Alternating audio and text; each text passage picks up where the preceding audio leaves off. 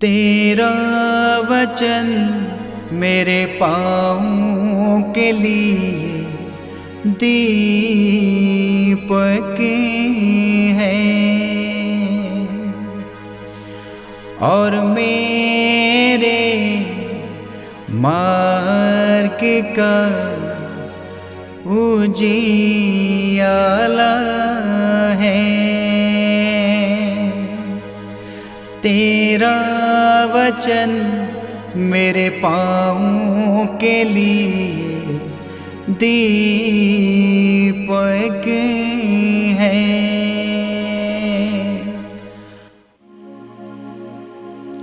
3 जुलाई पहला पाठ प्रेरित चरित्र अध्याय 10 पद संख्या 24 से 35 तक। दूसरे दिन वह उनके साथ चल दिया और योपे के कुछ भाई भी उसके साथ हो लिए। वह अगले दिन कैसरिया पहुंचा। कर्नेलियुस अपने संबंधियों और घनिष्ठ मित्रों को बुलाकर उन लोगों की प्रतीक्षा कर रहा था। जब पेत्रुस उनके यहाँ आया तो कर्नेलियुस उससे मिला और उसने पेत्रुस के चरणों पर गिरकर उसे प्रणाम किया। किंतु पेत्रुस ने उसे ये कहते हुए उठाया, खड़े हो जाइए, मैं भी तो मनुष्य हूँ। और उसके साथ बातचीत करते हुए घर में प्रवेश किया।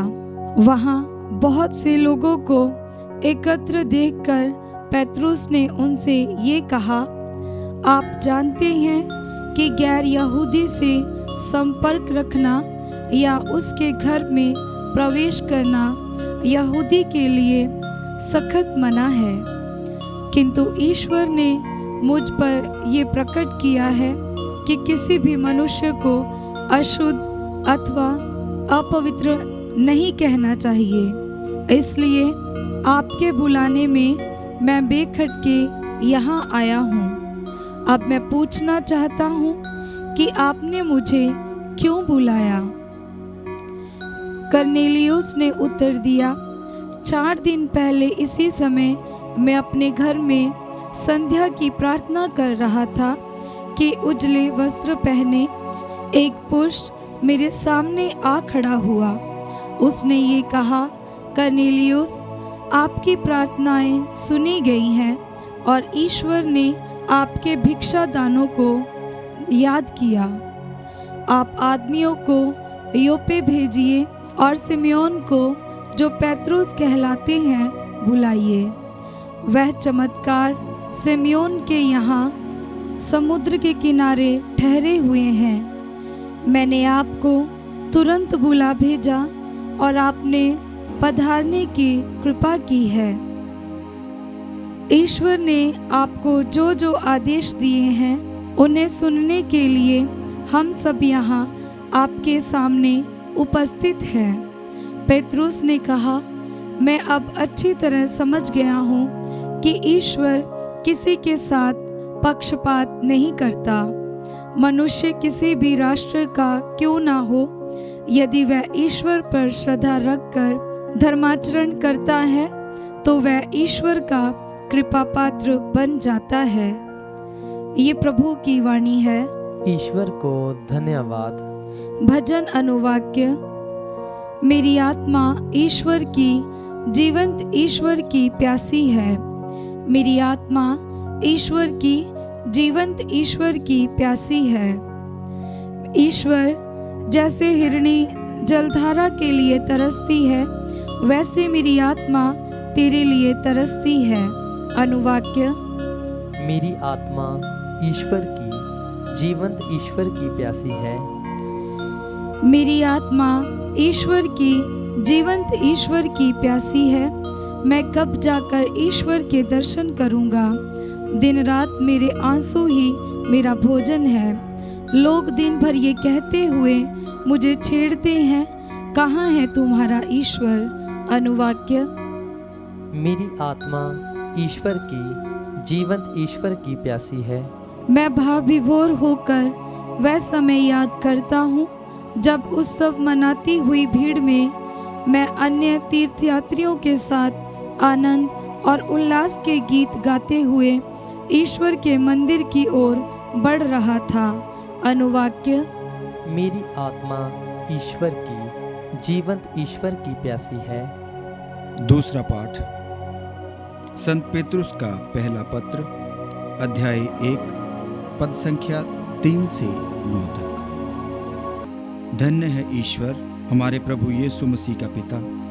मृतकों में से मसीह के पुनरुत्थान द्वारा उसने अपनी महती दया से हमें जीवंत आशा से परिपूर्ण नवजीवन प्रदान किया। जो विरासत आप लोगों के लिए स्वर्ग में रखी हुई है वह अक्षय, अदूषित तथा अविनाशी है। आपके विश्वास के कारण ईश्वर का सामर्थ्य आपको उस मुक्ति के लिए सुरक्षित रखता है जो अभी से प्रस्तुत है और समय के अंत में प्रकट होने वाली है। यह आप लोगों के लिए बड़े आनंद का विषय है। हालांकि अब थोड़े समय के लिए आपको अनेक प्रकार के कष्ट सहने पड़ते हैं। यह इसलिए होता है कि आपका विश्वास परीक्षा में खरा उतरे। सोना भी तो आग में तपाया जाता है और आपका विश्वास नश्वर सोने से कहीं अधिक मूल्यवान है। इस प्रकार यीशु के प्रकट होने के दिन आप लोगों को प्रशंसा, सम्मान तथा महिमा प्राप्त होगी। आपने उन्हें कभी देखा नहीं, फिर भी आप उन्हें प्यार करते हैं और उन्हें देखे बिना आप अब उनमें विश्वास करते हैं। जब आप लोग अपने विश्वास का प्रतिफल अर्थात अपनी आत्मा की मुक्ति प्राप्त करेंगे तो एक अकथनीय तथा दिव्य उल्लास से आनंदित हो उठेंगे। यह प्रभु की वाणी है। ईश्वर को धन्यवाद। जय घोष। हालेलुया। अनुवाक्य। हालेलुया। यीशु ने कहा, क्या तुम इसलिए विश्वास करते हो कि तुमने मुझे देखा है? धन्य है वे जो बिना देखे ही विश्वास करते हैं। अनुवाक्य। हालेलुया। पवित्र सुसमाचार संत यूहन्ना के अनुसार अध्याय 20 पद संख्या 24 से 29 तक। यीशु के आने के समय बारहों में से एक थॉमस, जो यमल कहलाता था, उनके साथ नहीं था। दूसरे शिष्यों ने उससे कहा, हमने प्रभु को देखा है। उसने उत्तर दिया, मैं जब तक उनके हाथों में कीलों का निशान ना देखूं, कीलों की जगह अपनी उंगली ना रख दूं और उनकी बगल में अपना हाथ ना डाल दूं, मैं तब तक विश्वास नहीं करूंगा। 8 दिन के बाद उनके शिष्य फिर घर के भीतर थे और थॉमस उनके साथ था। द्वार बंद होने पर यीशु उनके बीच आकर खड़े हो गए और बोले, तुम्हें शांति मिले। तब उन्होंने थॉमस से कहा, अपनी उंगली यहाँ रखो, देखो ये मेरे हाथ हैं। अपना हाथ बढ़ाकर मेरी बगल में डालो और अविश्वासी नहीं बल्कि विश्वासी बनो। थॉमस ने उत्तर दिया, मेरे प्रभु, मेरे ईश्वर। यीशु ने उससे कहा, क्या तुम इसलिए विश्वास करते हो कि तुमने मुझे देखा है?